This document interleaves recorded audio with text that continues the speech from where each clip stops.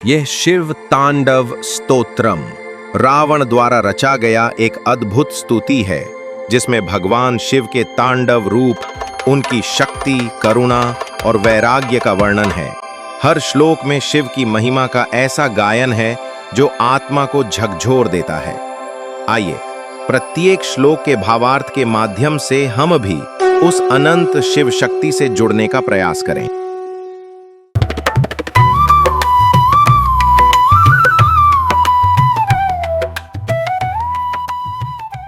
जटाओं से बहते गंगा जल से पवित्र हुए अपने शरीर पर, गले में लटकी हुई विशाल सर्पों की माला को धारण किए, डमरू की डम ध्वनि से गूंजते हुए शिव ने जो भयंकर तांडव किया वह हमारे लिए मंगलकारी हो।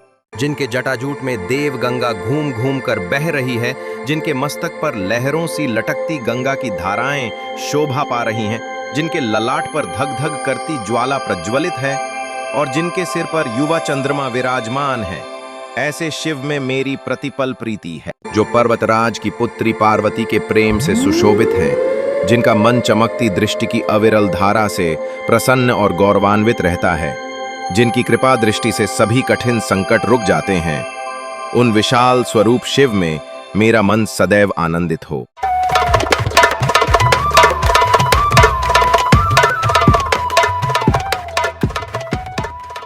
जिनकी जटाओं में पीले सर्पों के मणियों की चमक दमक रही है, जिनके तेज से दिशाएं कदम्ब कुंकुम के रंग से सनी हुई स्त्रियों के समान लगती हैं, जिन्होंने मदमस्त हाथी की खाल को वस्त्र की तरह धारण किया है, उन समस्त भूतों के स्वामी शिव का यह अद्भुत रूप मेरे मन को आनंदित करे। विष्णु आदि समस्त देवताओं द्वारा पूज्य, जिनके चरणों पर देवताओं द्वारा अर्पित फूलों की धूल उड़कर बिखरी हुई है, जिनकी जटाओं में सर्पराज वासुकी की माला लिपटी हुई है, वे चंद्रधारी शिव सदैव लक्ष्मी को प्रदान करने वाले हों। जिनके ललाट पर अग्नि के स्फुलिंगों सी चमक दिखाई देती है, जिन्होंने कामदेव के 5 बाणों को नष्ट कर दिया, जिन्हें देवता नमन करते हैं, जिनके मस्तक पर चंद्रमा की अमृतमयी किरणें शोभा पाती हैं, वे महाकालेश्वर अपनी जटाधारी मस्तक की संपदा हमें प्रदान करें।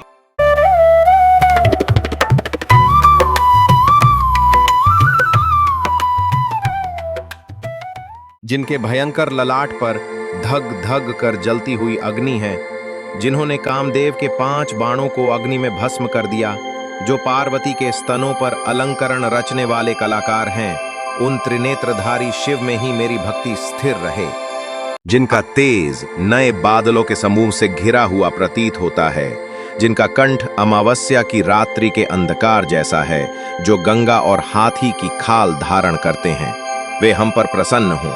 जो कलाओं के भंडार, लक्ष्मी के स्वामी और जगत के भारवाहक हैं, जिनका कंठ खिले नीले कमलों के समान कांतिमय है, जिनके कंठ कंधे की शोभा अद्भुत है, जिन्होंने कामदेव, त्रिपुरासुर, संसार बंधन और दक्ष यज्ञ का विनाश किया, जिन्होंने गजासुर, अंधकासुर और यमराज को भी जीता, उन शिव की मैं भक्ति करता हूँ। जो गर्व रहित हैं, समस्त मंगलों के स्रोत हैं, कलाओं के पुष्प समूह के समान हैं, जिनमें अमृत रस की मधुर धारा बहती है, भ्रमर के समान मधुरता से युक्त हैं, जिन्होंने कामदेव, त्रिपुरासुर, भवबंधन और दक्ष यज्ञ का विनाश किया, जिन्होंने गजासुर, अंधकासुर और यमराज को भी जीता, उन शिव की मैं भक्ति करता हूँ।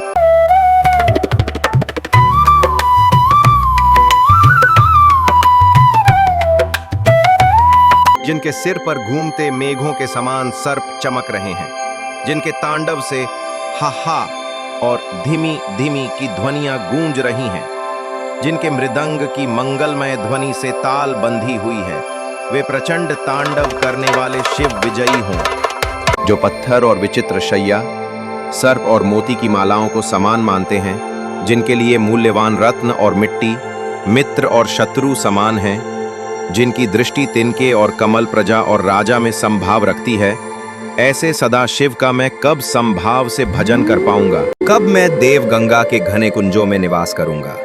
जब मेरी दुर्बुद्धि मुक्त हो जाएगी और सिर पर हाथ जोड़े रहूंगा, जब मेरे चंचल नेत्र शांत होंगे और ललाट पर तिलक सुशोभित होगा। शिव मंत्र का जप करते हुए कब मैं सच्चे सुख को प्राप्त करूंगा?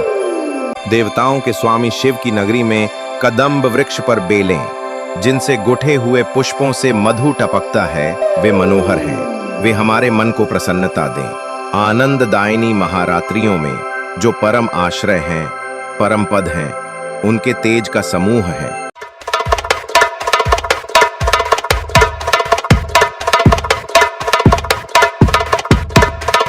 जिनकी प्रभा प्रचंड समुद्राग्नि के समान शुभ फैलाती है, जिन्हें अष्ट सिद्धि चाहने वाली स्त्रियां आह्वान करती हैं, जिन्होंने बाएं नेत्र को खोल दिया है जैसे विवाह के मंगल ध्वनि सुनाते हों, शिव मंत्र से भूषित होकर संसार की विजय के लिए प्रकट हों। इस नित्य मुक्तिदायक उत्तम स्तोत्र को पढ़ने, स्मरण करने और बोलने वाला मनुष्य निरंतर शुद्ध होता है, शिव और गुरु में शीघ्र श्रेष्ठ भक्ति प्राप्त करता है। अन्य कोई गति नहीं, क्योंकि शंकर का चिंतन ही जीवों के मोह का नाश करता है। पूजा समाप्ति के समय रावण रचित इस स्तोत्र को जो प्रदोष काल में शिव पूजा के साथ पढ़ता है, उसके लिए स्थिर रथ, हाथी और घोड़ों से युक्त शिव सदैव सुंदर मुख वाली लक्ष्मी को प्रदान करते हैं।